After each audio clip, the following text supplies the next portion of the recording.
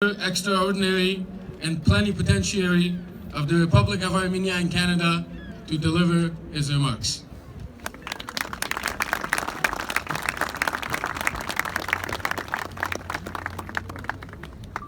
Բարև ձեզ։ Բարև։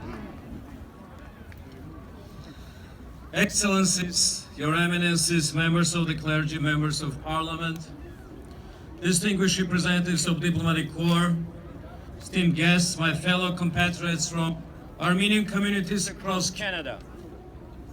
Ladies and gentlemen, today we commemorate the memory of the holy martyrs of the Armenian genocide.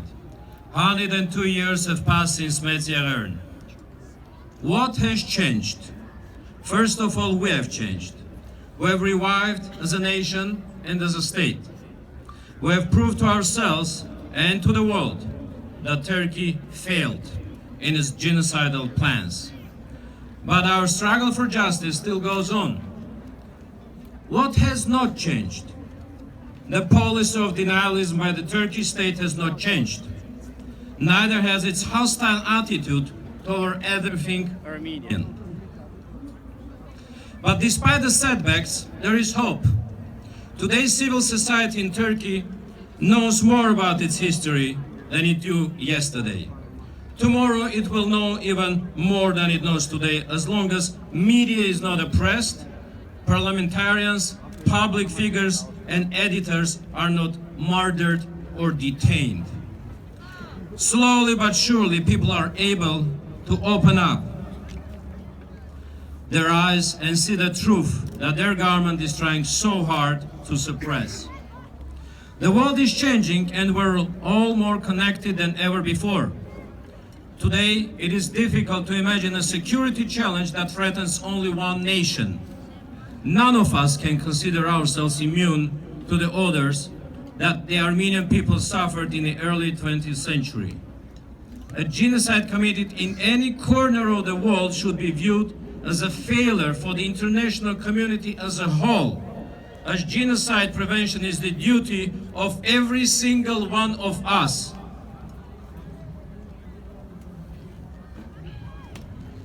Individually and collectively. This is why the Armenian community have gathered here today. Those who survived genocide and their descendants shall be continuously looking to the international community for justice. Dear compatriots, this year in May, the second Aurora Prize will be awarded in Yerevan, Armenia. On behalf of the survivors of the Armenian genocide and in gratitude to their saviors, an Aurora Prize laureate will be honored each year between 2015 and 2023.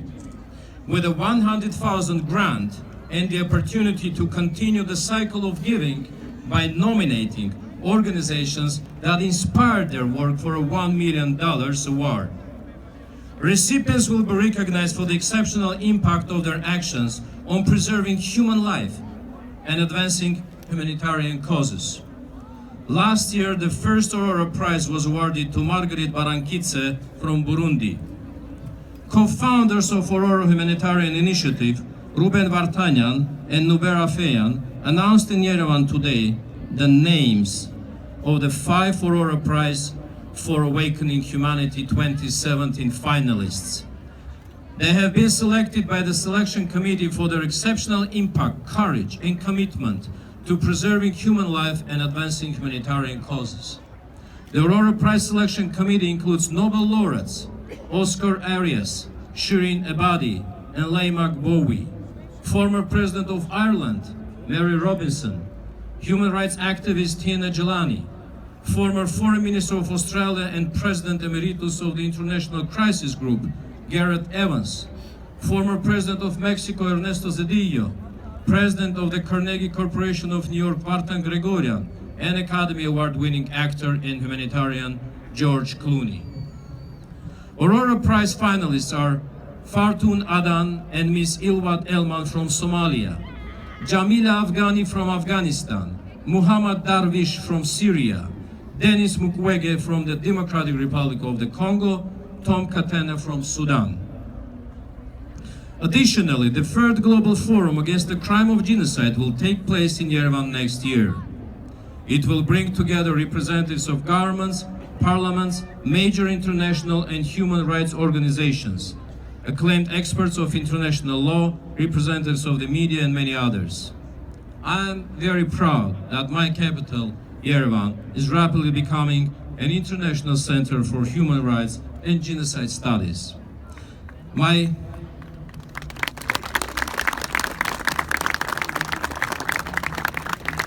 country and people who were through the terrible tragedy know full well the price of tolerance, and that is why we create every condition in the Republic of Armenia for ethnic minorities. Greeks, Russians, Ukrainians, Georgians, Jews, Yazidis all live in peaceful coexistence with their rights fully protected. Traveling through the towns and villages of Armenia, one can see not only magnificent Armenian churches and monasteries, but also beautiful Shia Blue Mosque in downtown Yerevan, Orthodox churches, Jewish synagogue, and soon to be opened the biggest Yazidi temple in the world. Around the world,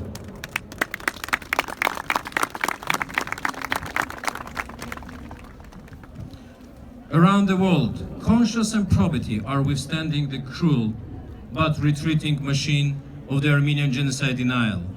Conscience and probity are the antipodes of denial.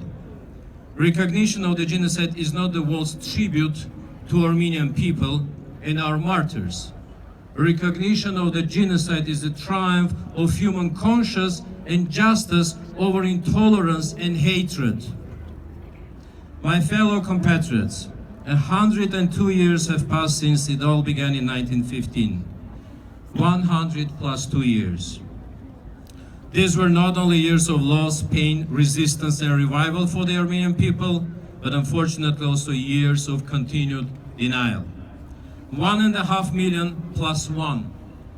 This was the motto which led tens of thousands of people to the streets to protest the assassination of Hrant Dink, a modern victim of the environment of hate. Out in the streets there were Armenian and Turkish people alike, as an increasing number of Turkish people raised their voice in an attempt to break the chains of hatred and denial that their government attempts to force upon them. It is the right of all people, including the Turkish people, to know the truth which has been distorted for so long. This year marks 10 years since the assassination of Hrant, who will always be in our hearts and minds. Dear friends, it is very unfortunate that Turkish officials and diplomats do not follow basic protocol, nor do they show any sensitivity towards our tragedy. I still wonder what prompted the Turkish ambassador to select April 24th as a day of celebration of Turkish culture in a horticultural building as a part of the Canada 150 celebrations. We all take part in the celebrations, and to be clear, we congratulate Canada on its 150th anniversary. But to place Turkish flag in the calendar of events on April 24th? No, this is a clear provocation. Thank God, Canada is a country with strong moral values, and we succeeded in showing Minister Joly and city authorities the importance of this day. As a result of this diligent work and by unanimous decision,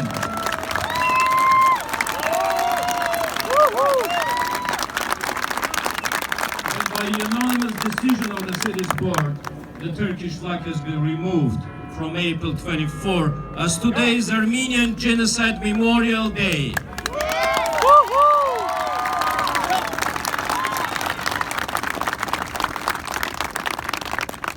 Dear friends, on behalf of Armenian government, I'd like to express my gratitude to the government of Canada and Canadian people. The sincere attitude of Canada towards the Armenian people was displayed through the number of resolutions recognizing the Armenian genocide, an approach which was reaffirmed in 2015. In doing so, Canada emphasized its commitment to stand against injustice and crimes against humanity, and demonstrated its commitment to ensure such crimes perpetrated against mankind will always be condemned and prevented. As Canada's Prime Minister Justin Trudeau said in his statement for the 102nd anniversary of the Armenian Genocide, on this occasion, Canadians, regardless of the faith or ethnic background, stand together in solemn remembrance and reaffirm dedication to ensuring that we never stand indifferently in the face of hate or violence in any form.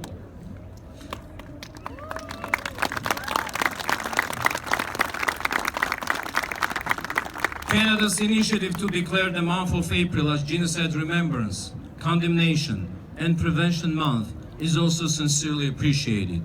We applaud the House of Commons, which in 2015 unanimously passed a motion declaring April 24 as Armenian Genocide Memorial Day.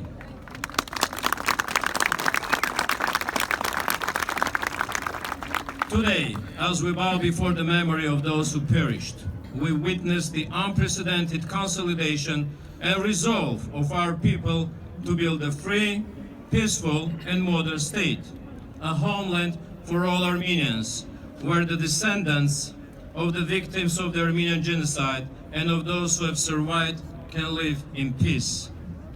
Let me finish with a quote from the movie that many of you already watched, The Promise.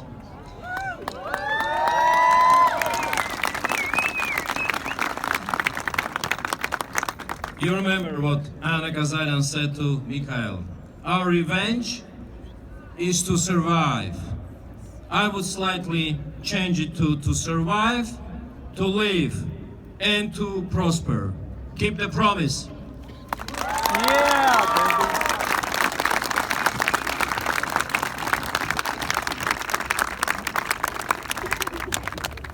Thank you, Ambassador Yeganian.